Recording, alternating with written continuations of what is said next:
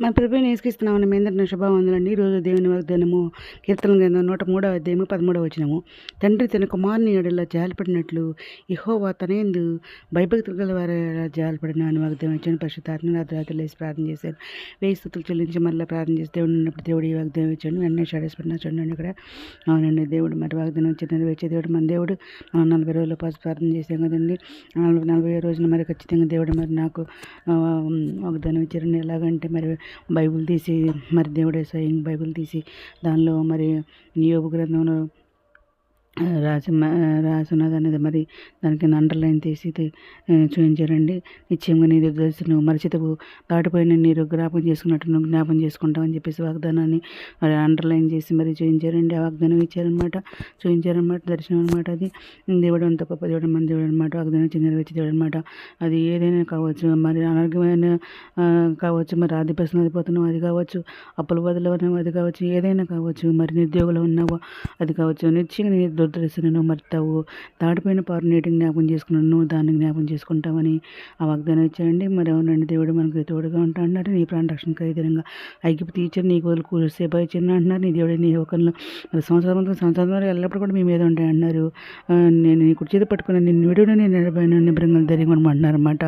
నీ వందన చూడే ఆయన నీకు తోడే అంట అన్నారు. ఆయన నిన్ను విడుడు, నేను నిలబడి అన్నారన్నమాట. నీ మార్గలన్నింటిలో నేను కాపాడు ప్రభు ఆయన దూతలు ఆజ్ఞాపిస్తా అన్నారన్నమాట.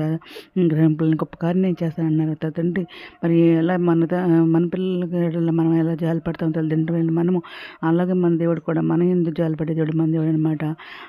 ఎందుకని చెప్పేసి దేవుడు ఇక్కడ మాట్లాడుతున్నారు. ఎందుకంటే మన ఆయన నివాసాలను ఏర్పరచుకున్నాం కాబట్టి మన హృదయాల్లో మనకు దేవుడు మనతో ఉండేవాడు అనమాట. మనతో కాపురం చేసి మనతో నివాసం చేసే దేవుడు మన దేవుడు అనమాట.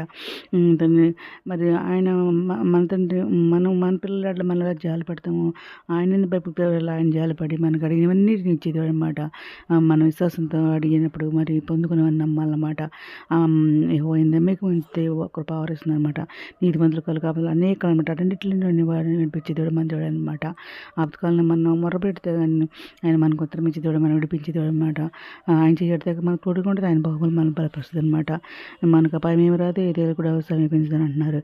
నీ పాదాలకు ఏదైతే తోలుకుని దూతలు ఆజ్ఞాపిస్తా అంటున్నారు. వాళ్ళు తమ చేతుల మీద పెట్టుకుంటా అంటున్నారు అనమాట. ఎందుకంటే నేను ప్రేమించినాక నేను తప్పిస్తాను, నువ్వు నా నామం ఎరిగిన నేను కనిపిస్తాను అన్నారనమాట.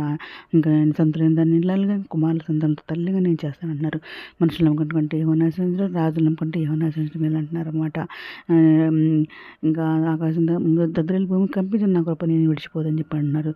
తిరిగితో నేను తృప్తిపడుతున్న నా రక్షణ నీకు చూపిస్తానని చెప్పేసి ఇదని మాట్లాడండి. ఇది నమ్మకం మంది జీవితంలో కోరుకుంటూ ఈరోజు మనం ప్రార్థన చేసుకుందాం. మౌనత సరస్వతి మీద ఘనమైన నామనికి ఎలా తృప్తి తండ్రి అనుమతి ప్రపంచం ప్రతి ఒక్క పేరు నియమం చేసుకుని ప్రతి ఒక్క బిడ్డ అవసరం తెచ్చండి, అక్కడ తెచ్చిన కోరికలు తెచ్చండి. చిన్నపిల్లలకి ఆరోగ్యం ఉద్యోగ శైలితో నిరుద్యోగులు ఉద్యోగాలు తెచ్చండి, ఆదిపిస్తున్న ఆర్థిక సాయం తెచ్చండి. అనారోగ్యం స్వస్పర్శనం వేదనతో దర్శనం వాళ్ళు అవుతుంది. రక్షణ వస్తు తెచ్చండి. మిత్రం రాని మీరు శని మీద సిద్ధపడి చొప్పున ఎత్తబడి బాగా తెచ్చామని మా ప్రభు పిలిచాడు నేసుక్రీస్తు పరిశుద్ధమైన నామం నడి వేడుకుంటూ ప్రార్థన అవుతండి. ఆమె ప్రభు సేవలో మీ సహోదరి. God bless you all.